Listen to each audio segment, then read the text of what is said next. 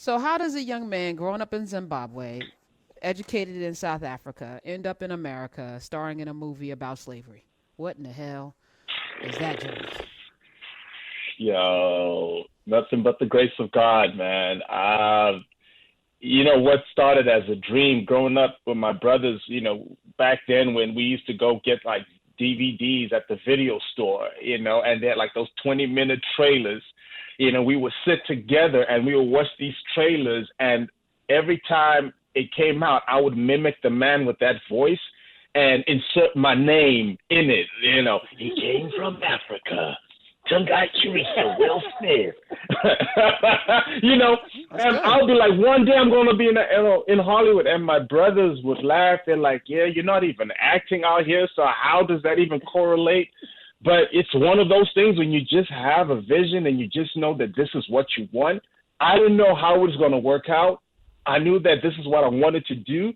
And, I just started working with what I had. And before you know it, doors just started opening up once I kind of like put my foot into it. So it's like steps of 1,000 begin with one. And I'm just as shocked as everybody. Like, I'm on set sometimes and I'm like looking around like, oh my God, I'm in America working in Hollywood?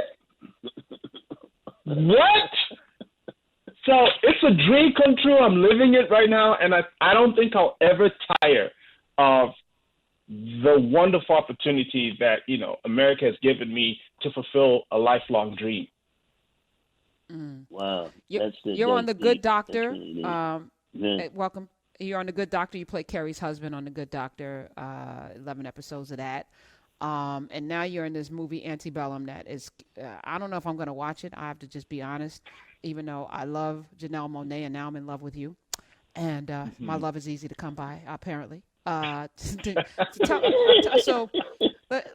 walk us. So the movie's premise is Janelle Monáe's character pisses some people off and they throw her back into slavery.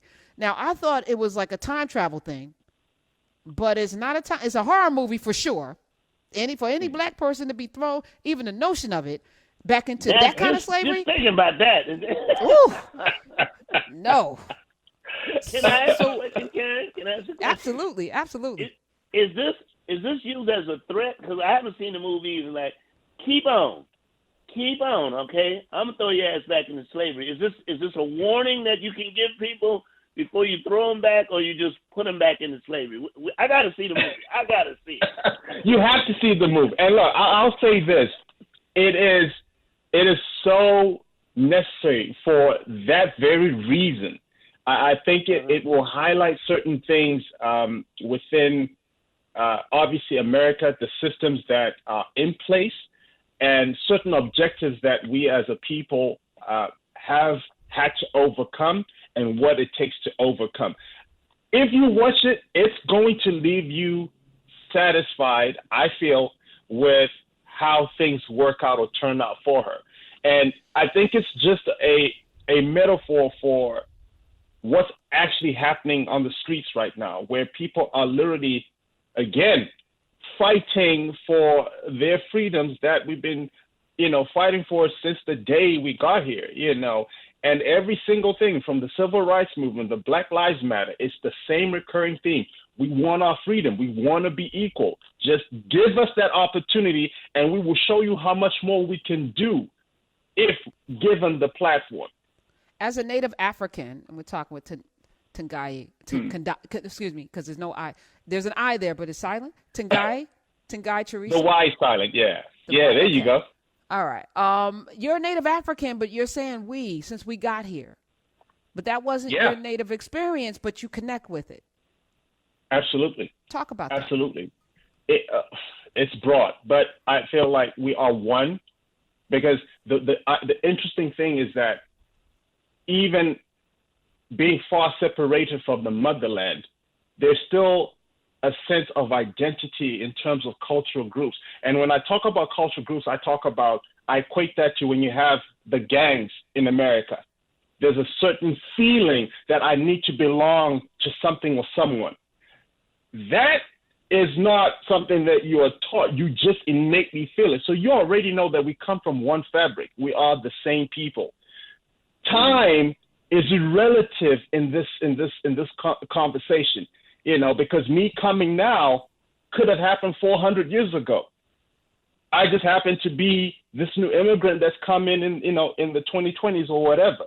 But that really is the same struggle. And even in Africa, we're still having to overcome white governments and white systems, from our own land, things that have been stolen from us. We're subservient to people that didn't belong. And now we have to figure a way out to gain back our independence, to gain back our riches, and to find our identity once more. Because that's what colonization does. It robs you of who you were and make you feel like you're less than, you're not human, you're not the kings and the queens that you're supposed to be, Mm-hmm. Gives you a middle name. Coming here, it gives you Arnold as a middle name, right? Yeah, exactly. There you go. God. Yes. But this is a threat everywhere. The color of my skin is a threat, and this boggles my mind, but that's the reality of the world that we live in. So I relate in the sense of oppression, although the experience in America is going to be obviously different to what we experience, because bloodshed is bloodshed at the end of the day. And when you treat somebody as less than human, it's inhumane, and it takes many shapes and forms. And people understand pain, especially Black people. Right. So when you can I ask another question? So when you came, this Sure. is fascinating. When you came from Africa the first time you came to the United States, and like you say, you were living in a country that was oppressed, we have systemic racism here. When you got to America, was it like, oh, I'm used to this. This seems familiar, or was it totally different from living in your country? I mean, it's different. It's different. I obviously grew up just after. They call me a born free, and born free is somebody that was born just after the independence. But that doesn't mean that the ideologies die once you get your independence. I was fortunate to go to a private school, but experienced my fair share of racism, where the equivalent of nigger was kafir, and people call me that. So I understand what that does, and what that feels like when somebody sees you as less than. But I think coming to America and seeing just, number one, the major difference was just how the system is, as an economy, it works really, really well. So you need to pay particular attention to see the nuances if you're a first-time, visitor to the land. And some things would just go over your head because you haven't lived here long enough to understand, like, oh, wow, that was racist. Because where we're from, it was just black and white. It is what it is. They were just, there was no intermingling as such. Even though I went to a private school, but for the majority of the time, the black kids played with themselves. The white people played with themselves. Only when it was coming to sports, that would pretty much interact. So it was just like, oh, it is what it is. It was very, black and white. But here it kind of was like, oh, you gotta, passive aggressive, like these are stuff I was learning, like, oh, okay, so you don't really like me. You just doing this because, it's the right thing to do right now. It's the look that matters more than the empathy of the heart. So those were the lessons that I had to learn, painful as they were, but I needed to learn them to understand the levels of microaggressive racism and just all this other stuff that just comes with it. 866-801-8255. Tongayi is here. He's going to be in Antebellum. You still haven't told me how Janelle Monáe ends up in bondage. I need to understand. How does she get? How she? Well, you're gonna have to watch this movie. Like, that's where it I think is the plot twist that you're like, okay, how does this happen? How does she get from this point to that? And I think it will definitely get you asking a lot of questions, just on every level you can think of. But yeah, how does she get from point A to point B? That's something that the movie can only answer. Are you shirtless at any point in this Antebellum? I'm That asking for a I friend. I'm asking for a friend. I'm asking for a friend. am. Yeah, I I am. I suspected that. am. All right. And what role are you playing? Who are you playing So as? I play the character Eli, and he's you find him on the plantation, and he's basically seen a lot of brutal acts, not only on himself but on people that he really loves and cares for, and he's just got to a point where he now needs to figure out how to escape hell. Yeah. Okay, so you're gonna just leave that there for us. All right. All right. So Just enough to get you to be like, I gotta go watch this. Oh, J. Anthony's definitely watching it, but I'm watching Lovecraft I'm watching Country. I'm I'm watching. I'm struggling because there's so many. This whole notion of bondage. When I think about the movies that like 12 Years a Slave, it's like Hollywood's obsessed with us in bondage. Django. We like to see us in bondage. Not we. But Hollywood, So I know there's been a Jordan Peele comparison because it's a horror movie.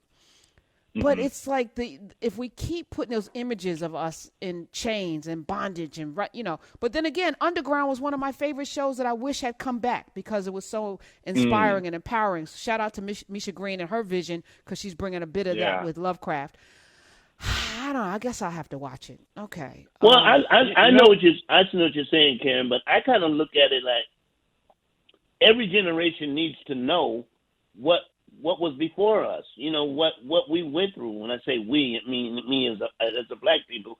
And there's some kids that really don't know that slavery exists. It's not taught in the schools. They've never seen it. They don't know that we had it. And so even my question to you is, what did you learn about slavery that you wasn't aware about, what was like, well, I didn't know that happened. What did you learn from doing this movie in it? Well, thankfully, I think our education system did teach a lot on world history. So we had a very good understanding about, the slave trade and just, the mechanics of how that worked and, ships coming and getting and, within the tribes on the African, how they were, catching each other and selling each other out and all this kind of stuff. So we had a very, sound understanding. But it's obviously once I started to do the research for the character that I started to go into the psychology of what enslaved people went through and just what that looked like, the traumas of being silenced when you wanted to ask a question, and the fact that you voiced something was an act of war, with with those that suppressed you, because according to their eyes, you're cattle. Cattle does not talk back. You don't ask questions, right? And so learning how that affected them as men and women that were in these conditions just shifted perspective for me and just be like, wow, I was on a plantation for a month and a half, but people lived entire lives like that. And I can only imagine the first group that landed and they're confused and they're like, what's happening? And when they tried to voice the inhumanity, they were silenced by being beat down or lynched or killed. What does that do to the psyche of an individual, to the psyche of the people? But as much as you're being silenced not to speak, you start to develop other ways of communicating, which is why people would sing and there was a message in that. You didn't have to verbally speak. A cue scratching of the head, the way you rolled your shoulder was enough to send and convey messages, which that's what you do when you adapt to survive. So learning all of that is just unique in and of itself. And it's, again, very indicative of we as a people from Africa.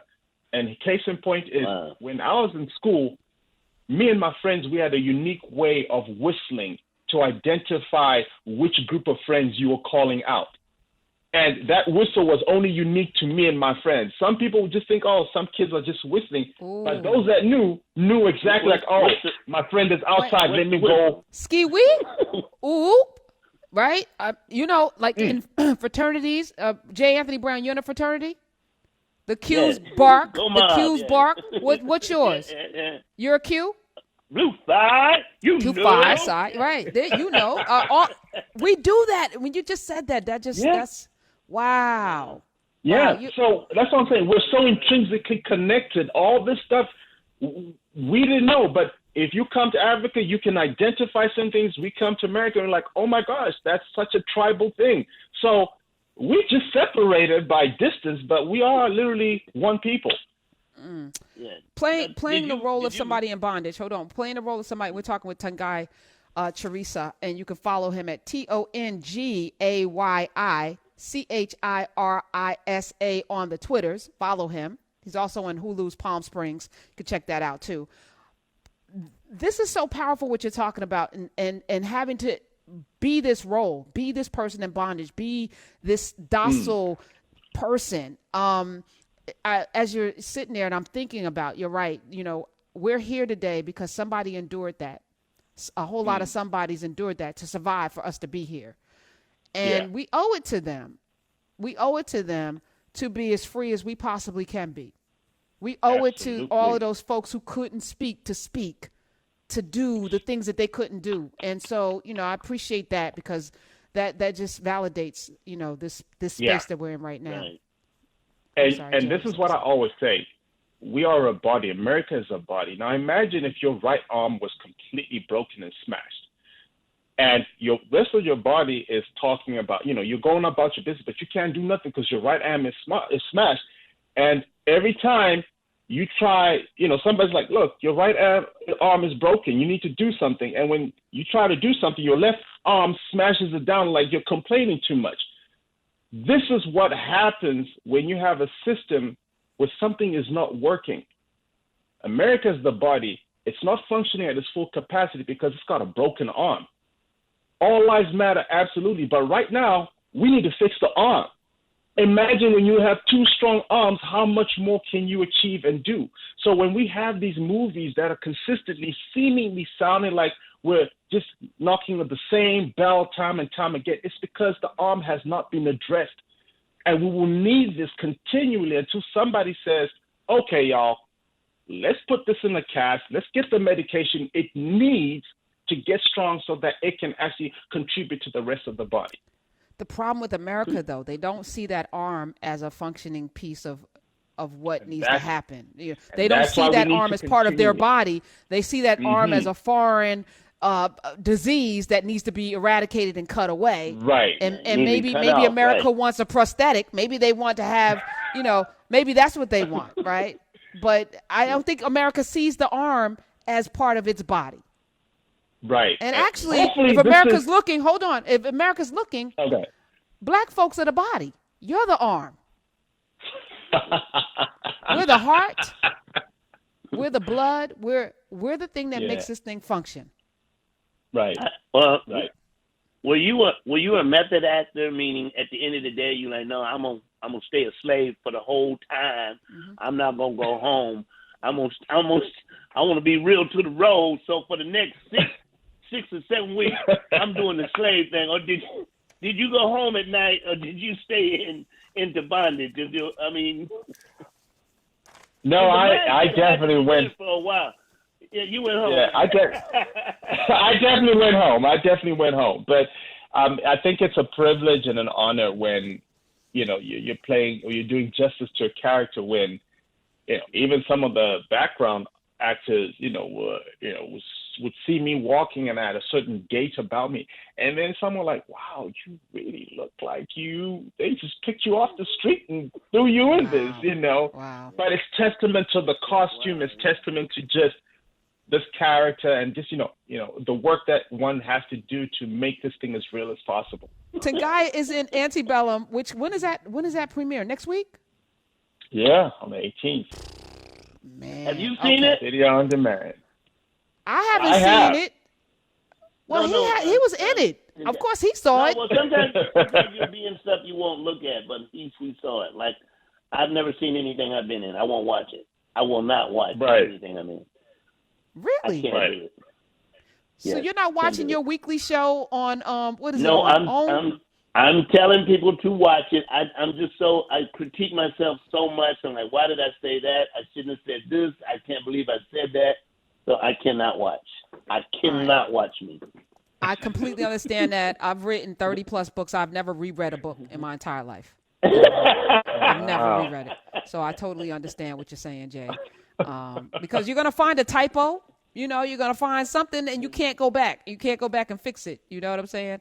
So I completely get that. 866-801-8255. All right. So Antebellum next week.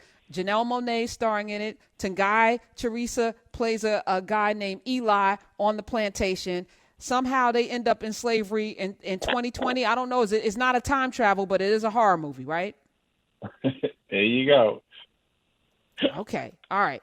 Now, I saw a review about this because, I was like, should I watch this? And somebody said it's like horror trauma porn where there's so many horrific things happening in this movie that it's going to trigger people and it's almost too much. What do you respond? How do you respond to that? I would have to say that I don't know what reality that they're living in.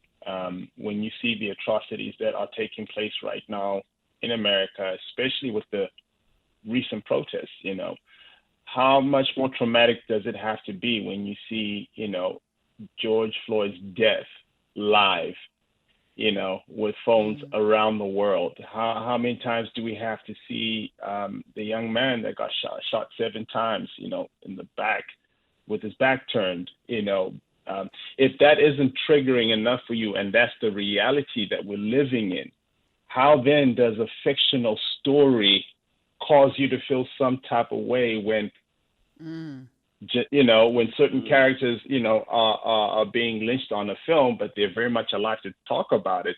George Floyd can't come to this show and talk about, oh, my death experience was kind of harrowing, because it's real life. So I think the people's perceptions is a little skewed if the film itself is harrowing and yet you don't say anything about the bodies that are being lynched in broad daylight. That for me is a discrepancy that is what needs to be fixed. And if people have an issue with that, that's very sad, because what are we doing today if that's okay? Right. So you're not dealing with the real life horrors that we're dealing with. Yeah. But you're going to cast frightened by aspersions what's on the against. You're gonna, And- castrate a movie, and it's like, wow, that's sad. That's And I think very, about very sad. as you're saying that, Tongayi, I watched as a kid Playing for Time, Sobibor, and Holocaust on network television, and some of the most horrific scenes of brutalization and inhumanity that gave me nightmares as a kid, made me physically violently ill to the point where I couldn't go to school the next day after watching that, because my little mind couldn't wrap itself around that people did that to people and put them in ovens and gassed them and starved them to death. Like I couldn't fathom that. And that was on network television.